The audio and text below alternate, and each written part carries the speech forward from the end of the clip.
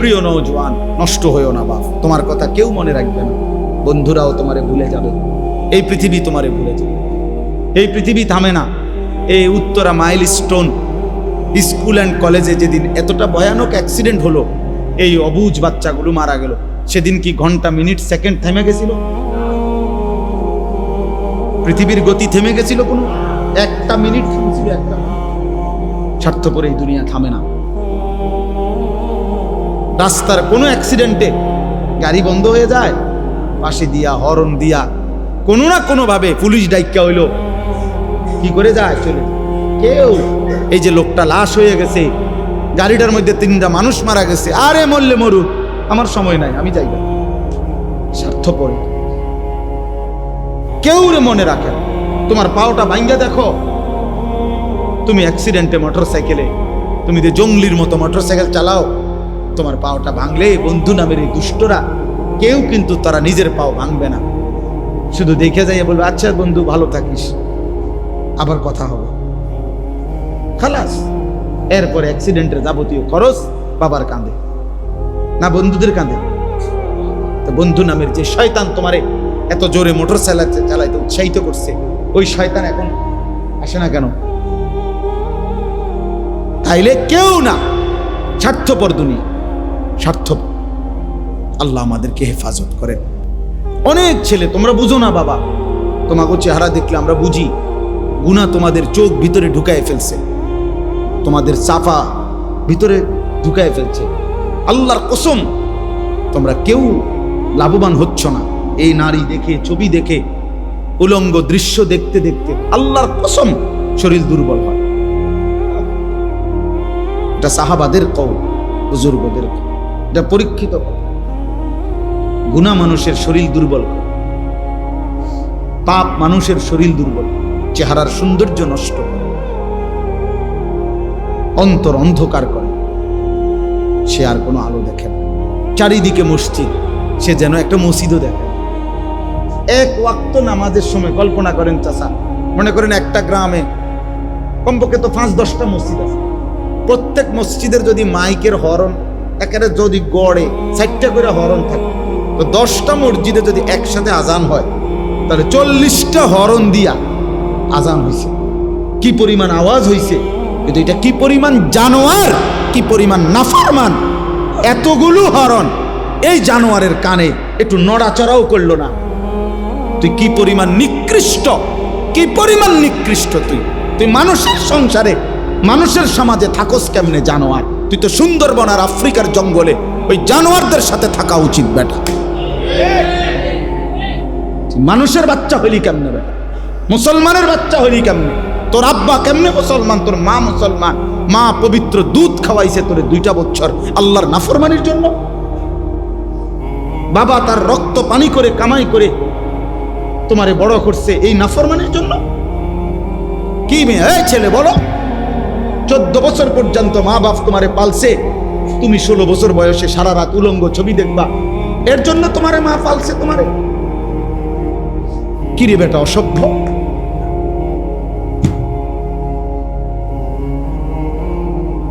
তোমার করে বুঝিয়া মা বাবা এই কষ্ট করে রক্ত পানি করে বড় করছে এ দিন রাত মোবাইল টিপবার জন্য। কার নারী দেখো? নারী তো তোমার মা, নারী তো তোমার বোন, নারী তো তোমার খালা, নারী তো তোমার দাদি। লজ্জা করে না? মনে পড়ে না ওদের কথা? তুমি ভিন নারী দেখো কেমনে, উলঙ্গ ছবি দেখো কেমনে, জিনা ব্যভিচারের দৃশ্য দেখো কেমনে। তোমার চেহারাটার কি অবস্থা, চুলটার কি অবস্থা, চেহারাটার কি অবস্থা? কার মতো চুল রাখছো? একবারও মনে পড়লো না? কার মতো? কোন কাফের, বেঈমান, ইহুদি, খ্রিস্টান, মুসলমানের পছন্দের হইতে পারে? তাদের ওরা কার মতো চুল রাখছে বলো ভাইয়া? এগুলো কি কোনো কাফেরের না, কোনো ইহুদির না? বলো ভাই, বলো। এত এত রুচিহীন হইলা কেন? গুনাহ এত পছন্দ হলো কেন? আল্লাহকে এভাবে ভুলে গেলাম কেন? ইয়া আইয়ুহাল ইনসান মা গাররাকা বিরাব্বিকাল কারীম। রব্বুল আলামিন বলে, হে মানুষ, আমার মতো এমন দয়ালু মেহেরবান রব, এমন মালিক থেকে কে তোমারে ধোঁকা দিল? মা গাররাকা, এমন মনিবি কেমনে ছেড়ে দিলা রে বান্দা? এমন দয়ালু মালিক কেমনে ছেড়ে দিলা? যে আমি তোমারে 7 আসমান জমিন আমি তো দিয়েছি, প্রতিদিন সূর্য তো আমি উঠাই, চাঁদ আমি উঠাই, রাত আমি বানাই, দিন আমি বানাই, সকালের আলোটা আমি ফুটাই, রাত্রের অন্ধকারটা আমি নিয়ে আসি বান্দা। প্রতিটা নিঃশ্বাস আমার ইচ্ছাতে হয়, তোমার চোখের পলক আমি আল্লাহর ইচ্ছায়, তোমার হাত নড়ে চড়ে আমি আল্লাহর ইচ্ছায়। 24 ঘন্টা বান্দা আমি আল্লাহ লালন করি, পালন করি, গোটা কায়নাত দিয়ে তোমাকে আমি পরিচর্যা করি। এমন দয়ালু মালিক কেমনে ভুলে গেলাম? মা গাররাকা, কে তোমাকে ধোঁকা দিল? আমার চাইতে উত্তম তুমি কাকে পেলা, যাকে পেয়ে আমি আল্লাহকে ছেড়ে দিলাম? বলো বাপ, একটা ছেলে বুঝো, একজনই ভালো হও, একজন। বাবাদেরকে বলি, যে কয়জন বাবা আছেন, অভিভাবক আছেন, ছেলের বাবা মেয়ের বাপ, আপনাদের প্রধান জিম্মাদারি, ঘরে যদি খাট না থাকে নিচে শুয়েন, কিন্তু সন্তানকে নামাজি বানান। ঘরে যদি সোফা না থাকে তো ফ্রিতে বসেন, কিন্তু স্ত্রী সন্তানকে নামাজ শেখান। এটা মুসলমানের জিম্মাদারি। আজ আমরা মুসলমান হয়েও এটা ভুলে গেছি। বাবা মনে করে আমার উপার্জন সারা দিন রাতের মেহনতের, দেশে থাকি আর বিদেশে থাকি, মাকসাদ একটাই, ঘর করা, বিল্ডিং করা, সোফা বানানো, খাট বানানো, ফার্নিচার বানানো। এগুলো বানাইতে পারলে উনি সার্থক, উনি তৃপ্ত। এবার ছেলেও নামাজ পড়ে না, মেয়েও পর্দা করে না, স্ত্রীও পর্দা করে না, ঘরে টেলিভিশন চলে, নাচ গান নর্তকীর ছবি চলতেছে, রোমে রোমে প্রত্যেক সন্তানের হাতে একটা একটা মোবাইল, সারা রাত উলঙ্গ ছবি দেখতেছে, রোমে রোমে জিনা ব্যভিচারের দৃশ্য, মেন রোমের মধ্যেও টেলিভিশন চলতেছে, স্ত্রী বাজারে বাজারে মার্কেটে ঘুরে, মেয়ে পরের ছেলের সাথে অবৈধ সম্পর্ক, ছেলে সারা দিন টুঁটো করে ঘুরে, 5 ওয়াক্ত নামাজের একটা সেজদাও দেয় না। এই সমস্ত জানোয়ারের জন্যই এই ঘর সংসার করলেন,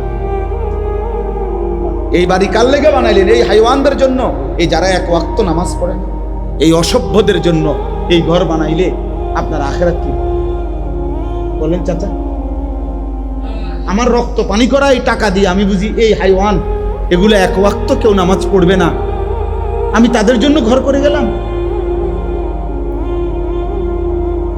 বলে 18 বছর বিদেশ করে, 32 বছর বিদেশ করে, কি পরিমাণ ঘাম ঝরা এক একটা টাকার জন্য। প্রবাসী কি পরিমাণ রৌদ্রে, টাটকা রৌদ্রে যারা ডিউটি করে, 14 ঘন্টা ডিউটি, 12 ঘন্টার কমে কোনো ডিউটি নাই।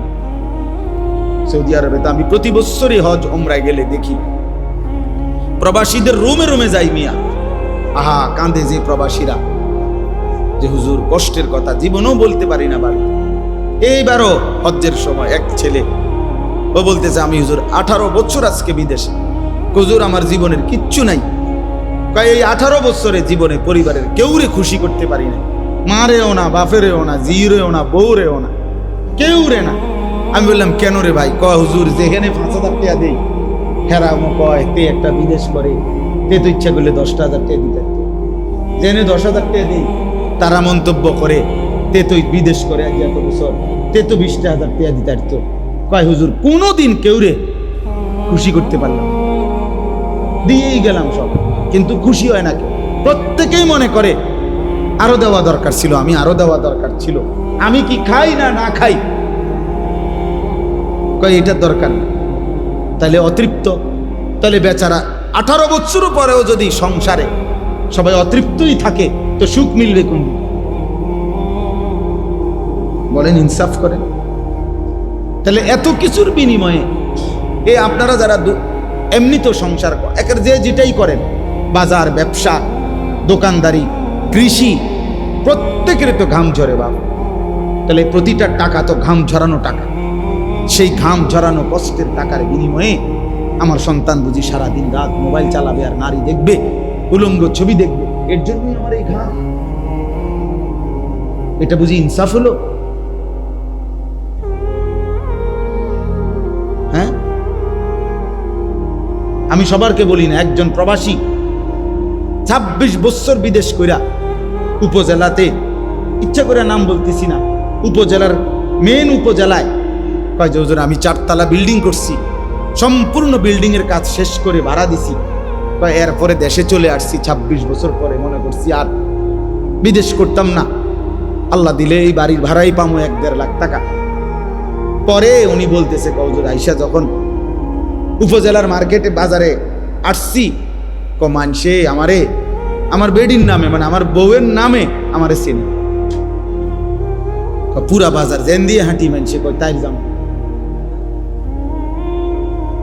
আমি সবাইকে বলতেছি না, মানে উনি বলছে আমারে, উনা সবাই সব বন্ধ হয়ে গেলে পৃথিবী চলতো না, ঠিকই না বলেন না কেন?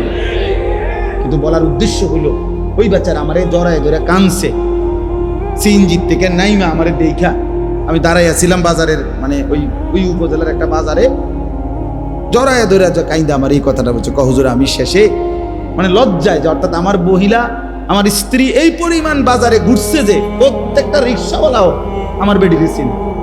আজ আমারে কয় ওই তাই জামাই অমুক মহিলার নাম ধরে বলে, বিনীত লজ্জায় আমি এই নিজ গড়া বাড়ি ছেড়ে আমি গ্রামের বাড়িতে চলে গেছি। তারপরে বলছি না, এই শহরে থাকতাম না, এই শহরে মানুষ আমার স্ত্রীকে দিয়ে আমার ছেলে। কথার কথা, তাহলে ভাইয়া বলো।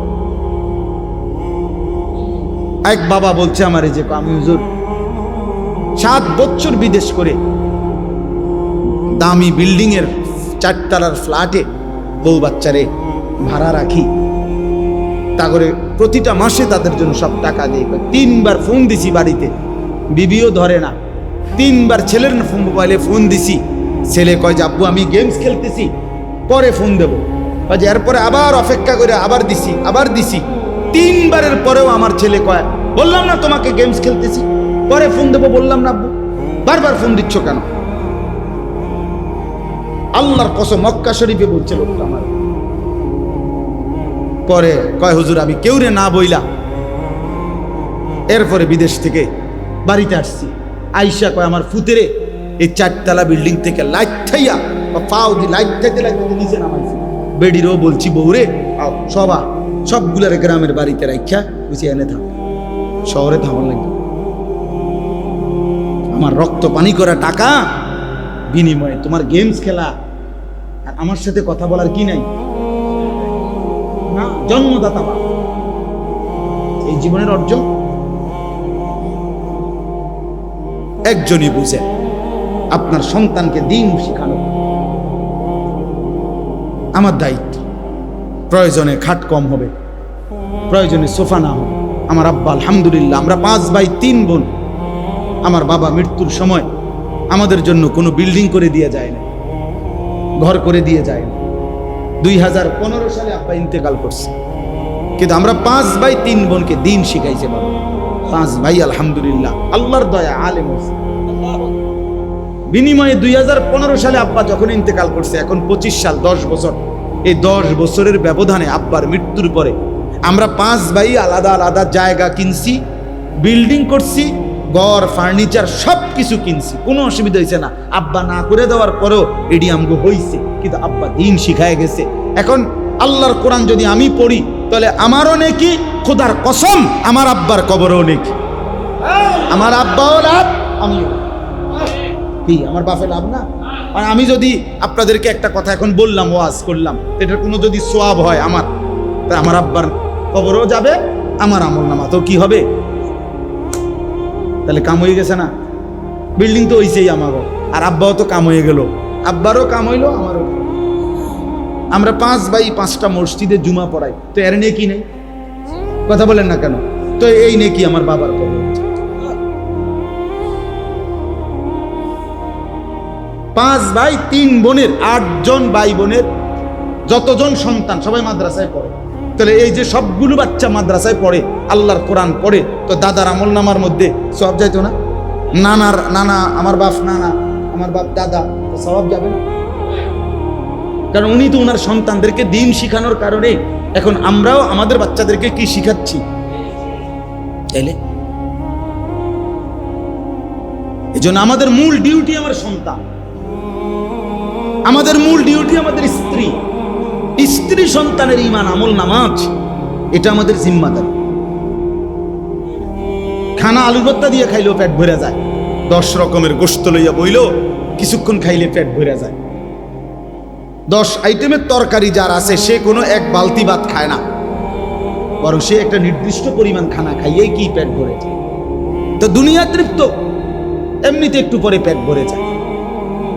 আখিরাত আল্লাহ আমাদেরকে বুঝার তৌফিক দান করে।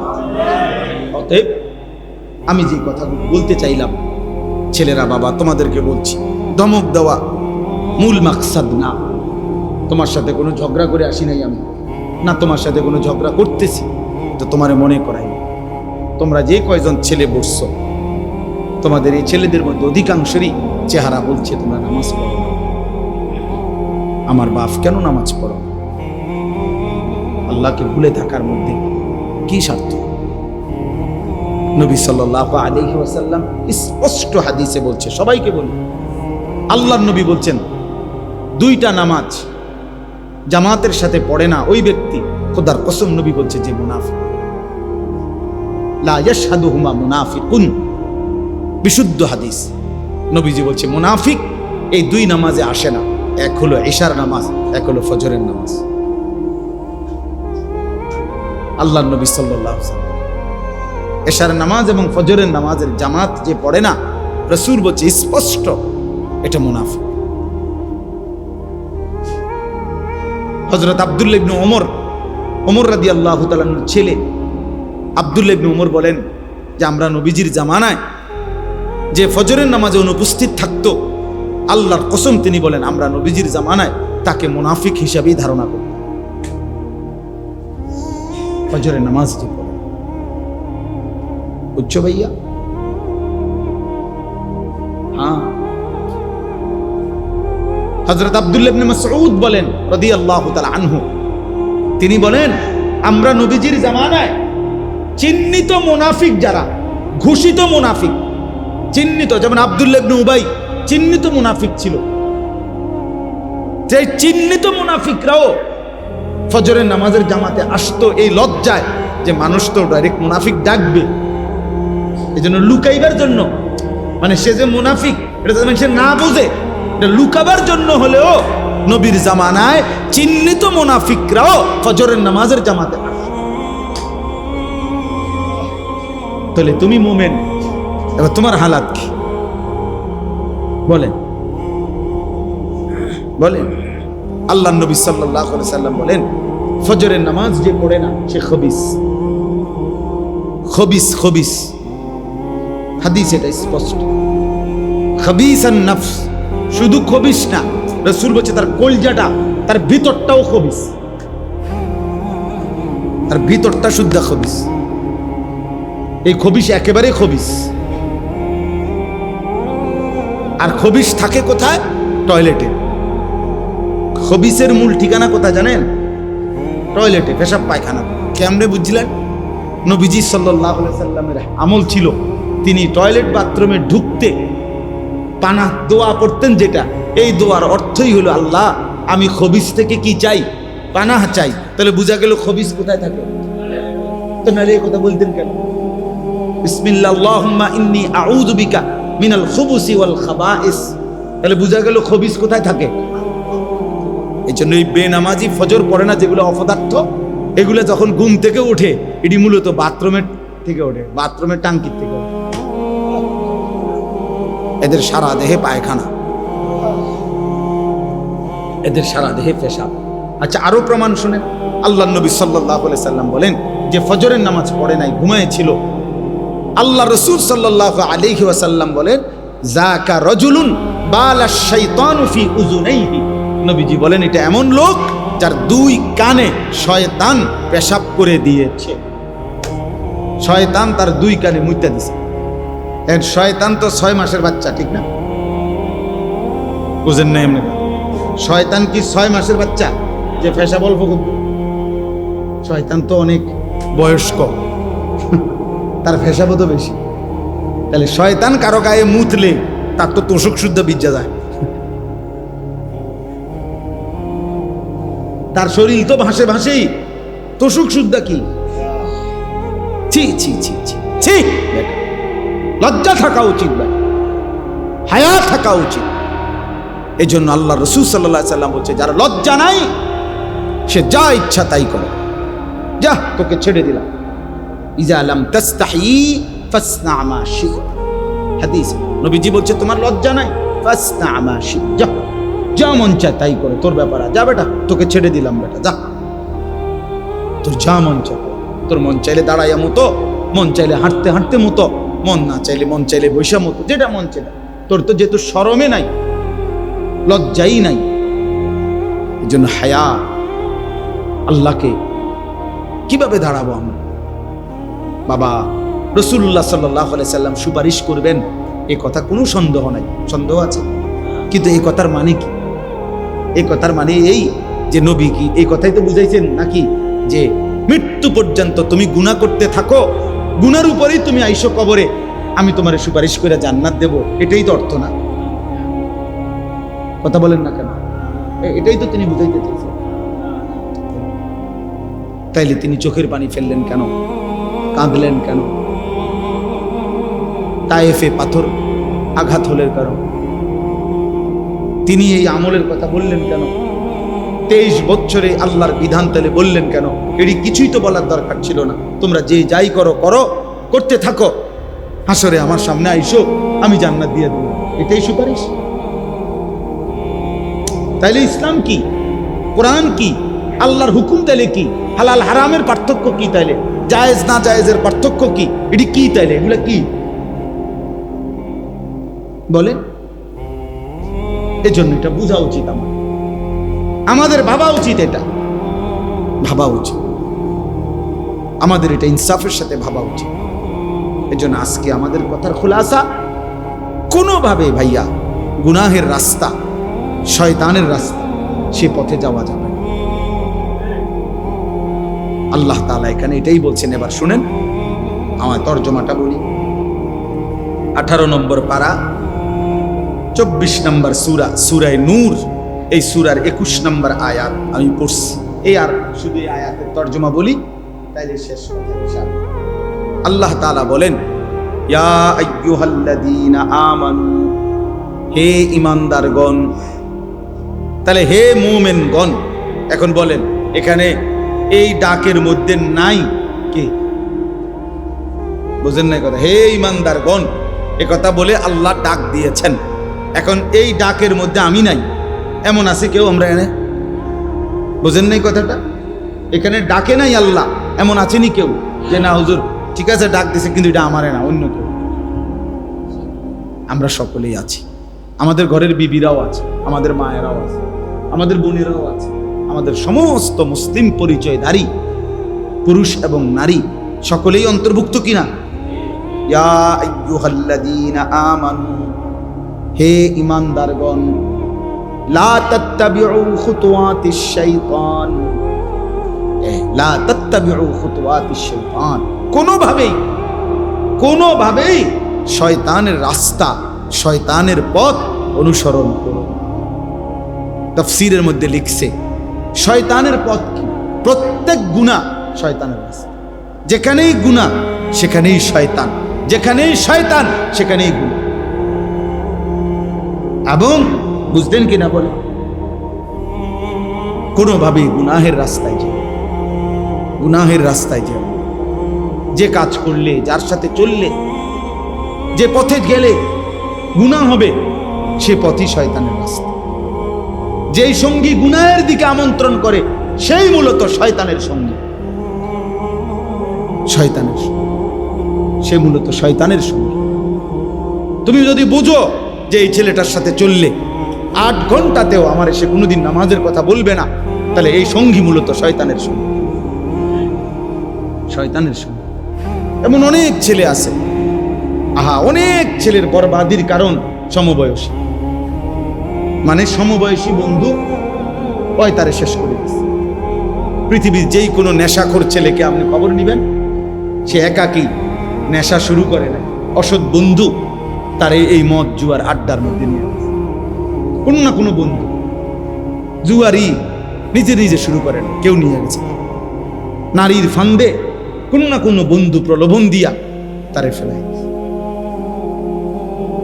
একাকী করে না, কেউ না কেউ সঙ্গী হয়, কেউ না কেউ তাকে টেনে নিয়ে যায়, টেনে নিয়েছে। এই জন্য আল্লাহ তাআলা বলছেন, কোনোভাবেই বান্দা শয়তানের পথ অনুসরণ করো না। ওয়া ইয়াত্তাবি' খুতুওয়াতিশ শাইতান, যে শয়তানের রাস্তা অনুসরণ করবে, ফা ইন্নাহু ইয়া'মুরু বিল ফাহশাই ওয়াল মুনকার। মনে রাখবা, আল্লাহ বলছে মনে রাখবা বান্দা, শয়তান প্রত্যেক মানুষকে প্রথমেই অশ্লীলতা, বেহায়াপনা এবং এরপরেই যাবতীয় গুনাহের দিকেই আদেশ করবে। এই জন্য শয়তানের প্রথম চাওয়া প্রত্যেকটা মানুষ ফাহশা, অর্থাৎ ফাহশা অশ্লীলতা কি? আয-যিনা ওয়া মা আশবাহা, অর্থাৎ নারীর সাথে সম্পৃক্ত যত গুনাহ, এটাকে বলে অশ্লীলতা।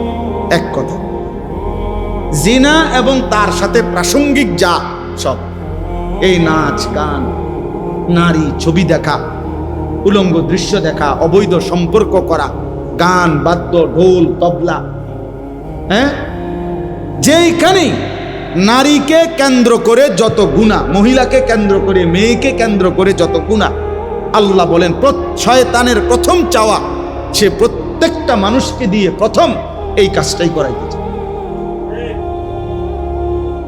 এই কাজটাই করাইতেছে। হ্যাঁ, এই পৃথিবীতে, এই জমিনে প্রথম গুনাহ যা শয়তান কাবিলকে দিয়ে করাইছিল, কাকে কেন্দ্র করে? ওই যে হাবিল কাবিলের ঘটনা কি কি কেন্দ্র করে? তাহলে এই পৃথিবীর প্রথম খুন কি কেন্দ্র করে? কেন কাবিল হাবিল রে মারল? নারীকে কেন্দ্র করে। হ্যাঁ, এই পৃথিবীর প্রথম মার্ডার, প্রথম খুন নারীকে কেন্দ্র। এই পৃথিবীর জমিনের প্রথম পাপ নারীকে কেন্দ্র, নারীকে কেন্দ্র।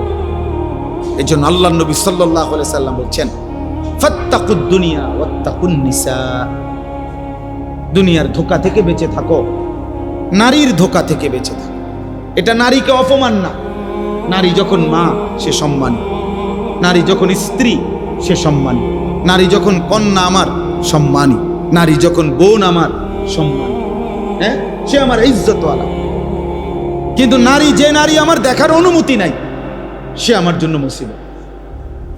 তাকে দেখলে আমার মুসিবত, তাকে ছুঁইলে আমার মুসিবত, তাকে স্পর্শ করলে আমার আখিরাত বরবাদ, তাকে নিয়ে কল্পনা করলে আমার জিন্দেগি।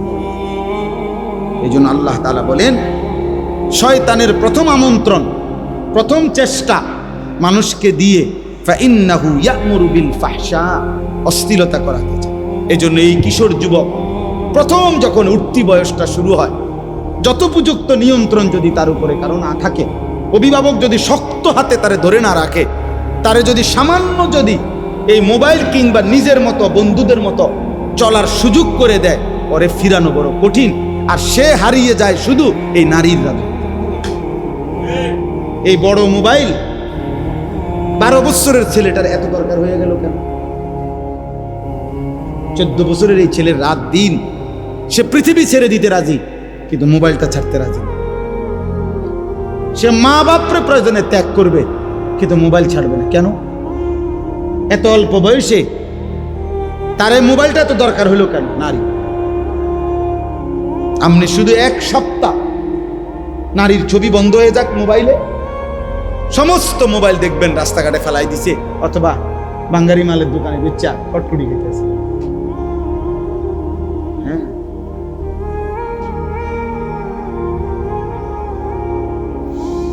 আমরা একবার পত্রিকায় পড়ছিলাম, কক্সবাজারে একবার একটা অত্যন্ত বিভৎস ভয়ানক নারী ধর্ষণের একটা ঘটনা ঘটছিল। তখন এই প্রশাসনিকভাবে অল্প সময়ের জন্য নারী পুরুষকে আলাদাভাবে কক্সবাজারের এই ঘোরাফেরাটা নিষিদ্ধ করছিল আর কি। মানে একটা বিধিনিষেধ দিছিল, এ মনে বেশ একদিন বা 2 দিনও চলে নাই, এরপর এটা প্রত্যাহার করে নিছে, কারণ সবার লাল বাতি জ্বলে গেছে। বুঝেন নাই? নারী নাই তো কক্সবাজার জমবে না, কথা বুঝেন নাই কথাটা? নারী নাই তো বিনোদন কেন্দ্র জমবে না, নারী নাই তো পার্ক রেস্তোরাঁ জমবে না। এজন্য আল্লাহ নবী সাল্লাল্লাহু আলাইহি ওয়াসাল্লাম বলছেন, ইন্নাল মারআতা তুকবিলু ফি সূরাতি শাইতান ওয়া তুদবিরু ফি সূরাতি শাইতান। বেগানা নারী সামনে যখন আসে শয়তানের আকৃতিতে, যখন সরে যায় তখনও শয়তানের আকৃতিতে। রাসূলুল্লাহ সাল্লাল্লাহু আলাইহি ওয়াসাল্লাম বলছেন, রাগ করার কিছু নেই। ভিন নারী নবীজি সাল্লাল্লাহু আলাইহি ওয়াসাল্লাম বলছেন, এখানে স্পষ্ট আল্লাহ বললেন, ফাইন্নাহু ইয়া'মুরু বিল ফাহশা। প্রিয় যুবক, একদিন তুমি পস্তাইবা যে জিনিসের জন্য, যে নারীর আগ্রহে তুমি জীবন, যৌবন, শরীর, স্বাস্থ্য সব নষ্ট করে দিছ, একদিন দেখবা এটা এমনিই মিলে যাইত। 25-30 বছর বয়স হইলে অভিভাবক এমনিতেই বিবাহ শাদী করাইয়াই দেয়, অথবা বিবাহ হয়েই যায়, কন্যার বিয়েও হয়ে যায়, ছেলের বিয়েও হয়ে যায়। এই পৃথিবীতে এই পর্যন্ত মানুষের এই ধারা তো বিবাহের মাধ্যমে আসছে। তাহলে এই কোটি কোটি মানুষ সেই আদম হাওয়া থেকে যে সম্পর্ক হয়েই আসতেছে, সেটার জন্য নিজের থেকে কুত্তার মতো হয়ে যাওয়া কি দরকার? নিজের চরিত্র নষ্ট করার কি দরকার? আমি এই জন্য সব সময় বলি, যে চাহিদা আল্লাহ দিছে সেটা পূরণের বৈধ ব্যবস্থাও আল্লাহ রাখছে। ক্ষুধা যিনি দিছেন, হালাল খাবার তিনি রাখে নাই। তৃষ্ণা যিনি দিছেন, হালাল পানি তিনি রাখে নাই। তো তিনি যৌন চাহিদা যিনি দিয়েছেন, হালাল স্ত্রী তিনি সৃষ্টি করেছেন। অপেক্ষা করো, অপেক্ষা করো। এজন্য একজন ছেলেই বুঝো, নিজে সবর করো, আখলাকের হেফাজত করো, গুনাহের রাস্তা থেকে ফিরো, মোবাইলের আসক্তি থেকে নিজেকে বাঁচাও। সবাই একসাথে বদলাবে না, তুমি বদলাও। হিম্মত করো, পারবা ইনশাআল্লাহ। হিম্মত করো। বুজুর্গানে দিন একটা পরীক্ষিত আমল বলছি, যে দেখার কষ্টের চাইতে না দেখার কষ্ট সহজ। এটা পরীক্ষা করে দেখো। অর্থাৎ তুমি যদি কোনো ভিন নারী না দেখো, মাথা নোয়ায় রাখো, তাহলে হয়তো না দেখার একটু সময় ছাত করে কষ্ট লাগবে যে দেখলাম না, কিন্তু এরপরে আর মনে পড়বে না, কারণ আমি তো দেখিই নাই, কি মনে পড়বে? কিন্তু দেখলে মনে পড়ে লম্বা সময়, এরপরে মনের মধ্যে অনেক কিছুই আসা যাওয়া করে, সেগুলো তো গুনাহ। দেখলাম একবার, এটাও গুনাহ। এরপরে যত কিছু এই নারীকে নিয়ে ভাবলাম, এটা গুনাহ না? তাহলে গুনাহ এবার বাড়তেই থাকলো, বাড়তেই থাকলো। কিন্তু মাথা নোয়াইয়া ফেললে, না দেখলে, হিম্মত করলে, হয়তো এখন একটু কষ্ট হইল, কিন্তু এরপরে তো আর গুনাহ বাড়বে না, কারণ আমি তো দেখিই নাই, গুনাহ বাড়বে কেন? আল্লাহ আমাদেরকে তৌফিক দান করেন, আল্লাহ আমাকেই তৌফিক দান করেন। আল্লাহ তাআলা বলেছেন, এজন্য শয়তানের প্রথম আমন্ত্রণ অশ্লীলতা, নারী, নারীকে কেন্দ্র করে, ওয়াল মুনকার, এবং যাবতীয় গুনাহের দিকে আদেশ করে।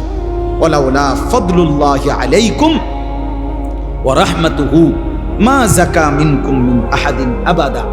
আল্লাহ তাআলা বলে, তাহলে বান্দা শোনো, আল্লাহর দয়া, আল্লাহর রহমত যদি কারো করে না হয়, কেহই নিজেই নিজেকে পবিত্র করতে পারবে না। কার দয়া লাগবে? কার রহমত লাগবে? তো তুমি আল্লাহর নাফরমানি করলে আল্লাহর রহমত কেমনে আসবে? তুমি আল্লাহকে একটা সেজদাও না দিলে আল্লাহর দয়া কিভাবে হবে? কিভাবে হবে বলে? বলে তো ভাত খাও, ভাত তো আমি আগেই কইছি, আমি বারবার এটা বলতেছি, কিন্তু দুনিয়া চলবে। দুনিয়া যেহেতু আল্লাহ তাআলা কাফের, মুশরিক, বেঈমান, ইহুদি, খ্রিস্টান, হিন্দু, বৌদ্ধ, নাস্তিক, মুরতাদ, মানে যে আল্লাহকেই স্বীকার করেন, আল্লাহ তারে খাওয়াই কিনা, তো আমারে খাওয়াইতে অসুবিধা, আমি তো আল্লাহরে স্বীকার করি। আমাদের যত ছেলে বা আমরা যে যাই গুনাহ করি, তো এত আল্লাহকে তো অস্বীকার করে না। বুঝেন নাই আমার কথাটা? তো ডাইরেক্ট আল্লাহকে অস্বীকার করে, দেয়ার ইজ নো গড, ঈশ্বর বলতে কিছু নাই। এরকম অসংখ্য লক্ষ লক্ষ নাস্তিক আছে। আল্লাহ তাদেরকে যেহেতু খাওয়াচ্ছে, তো আমার খাওয়াইতে অসুবিধা। এই জন্য আল্লাহ তাআলা বলছে, বান্দা খাওয়াবো তো দুনিয়া ঠিক আছে, জেলখানার আসামিকেও তো খাইতে দেয়, খাওয়ানোটা তো আশ্চর্য না, আখিরাত আসল। আমরা এই জন্য উর্দুতে পড়ছি, ऐसे रहे या वैसे रहे वहां देखना फिर कैसे रहे। বুজুর্গানে দিন বলে যে শোনো আল্লাহর বান্দা, দুনিয়া এভাবে কিংবা ওইভাবে, সুখে কিংবা দুঃখে, হাসি কিংবা কান্না, একভাবে না একভাবে তো পার হবেই, কাইটাই যাবে, কিন্তু ওয়াহা দেখনা ফির कैसे रहे, আসল দেখার বিষয় তো হলো ওইখানে কেমনে থাকবা,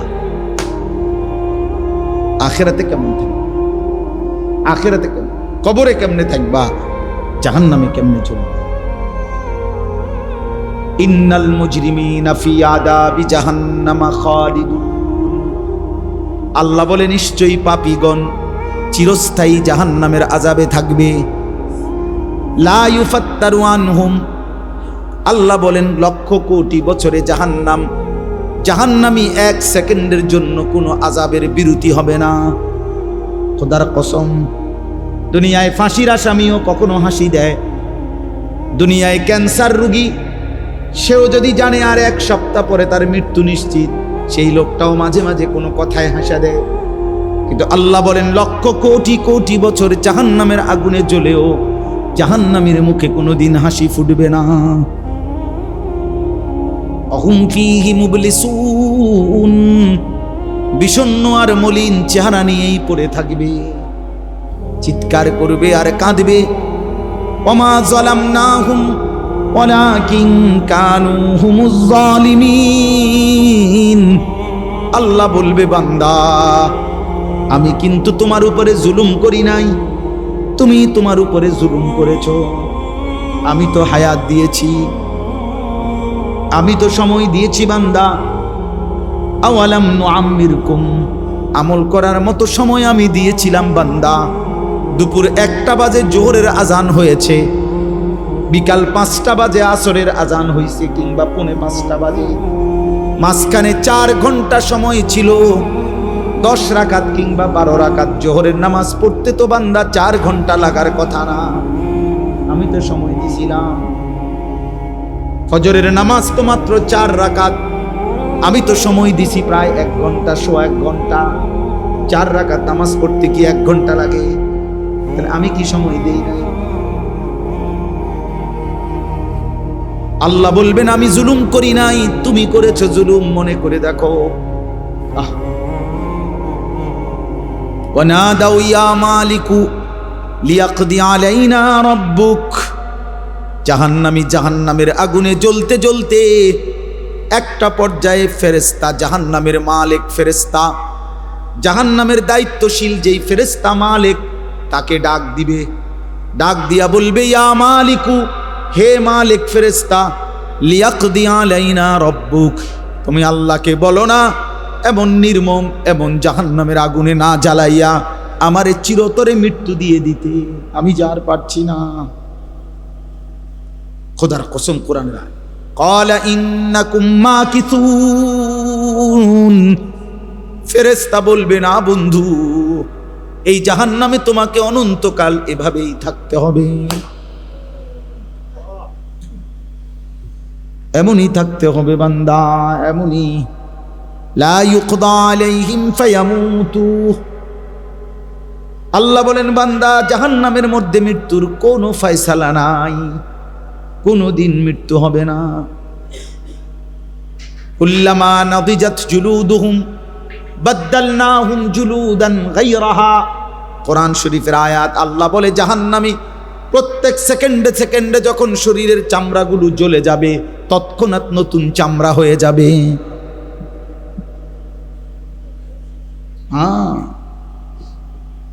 সেকেন্ড সেকেন্ড নতুন করে হয়ে যায়। আল্লাহ আমাদেরকে মাফ করে দেন, আল্লাহ আমাদেরকে বুঝ দেন। ওয়ালাউলা ফাদলুল্লাহি আলাইকুম ওয়া রাহমাতুহু মা যাকা মিনকুম মিন আহাদিন আবাদা, আল্লাহ রাব্বুল আলামিন বলেন আমি দয়া না করলে বান্দা নিজে নিজে ভালো হইতে পারবা না, ভালো হইতে পারবা না। বাংলা বই ভালো করে না, অঙ্ক বই না, ইংরেজি বই না, উপার্জন শিখায়, কিন্তু আখলাক চরিত্র কোরআন এবং সুন্নাহর মাধ্যমে তৈরি হয়। জীবন গড়ে কোরআন দ্বারা, জীবন গড়ে সুন্নাহ দ্বারা, জীবন তৈরি হয় আল্লাহর রসুলের সুন্নাত দ্বারা, জীবন তৈরি হয় নবী সাল্লাল্লাহু আলাইহি সাল্লামকে ভালোবাসা মহাব্বতের দ্বারা।